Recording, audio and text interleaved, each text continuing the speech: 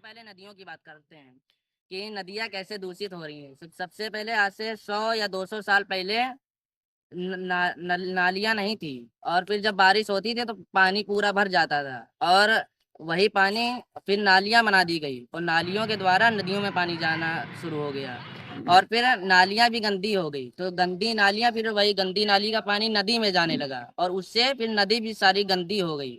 इसीलिए अगर जो नालियाँ साफ हो जाएं तो फिर नदी पूरी सब कुछ ठीक हो जाएगा, नदी पूरी स्वच्छ हो जाएगी।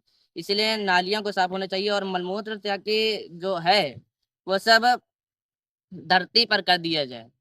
और स्त्रियों से मेरी प्रार्थना है कि बर्तन जो मांजती हैं तो उस समय नल को ना खुला रखें, और जब धुलना है आपको तभी नल खोलें। एक एक करके बर्तन ना मांजें, डायरेक्टली पूरे मांज लें, उसके बाद फिर धुलें। और अगर जो आप कहीं जाएं, आपको कहीं नल खुला दिख गया तो फिर तुरंत उसको बंद कर दीजिए, इससे पानी बहुत बर्बाद होता है। और अगर जो आपके वहाँ कहीं नल या टूटी कुछ खराब है तो उसकी तुरंत मरम्मत करवा दें, इससे पानी बहुत बर्बाद हो रहा है इसीलिए।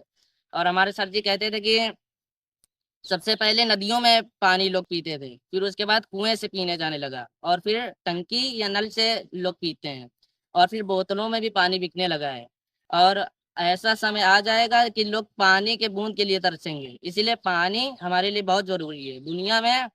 अम, मान लीजिए अगर जो जैसे कि 100% पानी है तो उसमें में से 3% केवल मीठा पानी है, और उसमें में से भी पीने योग्य केवल 1 से 1.5% ही पानी है। इसलिए पानी को बचाएं।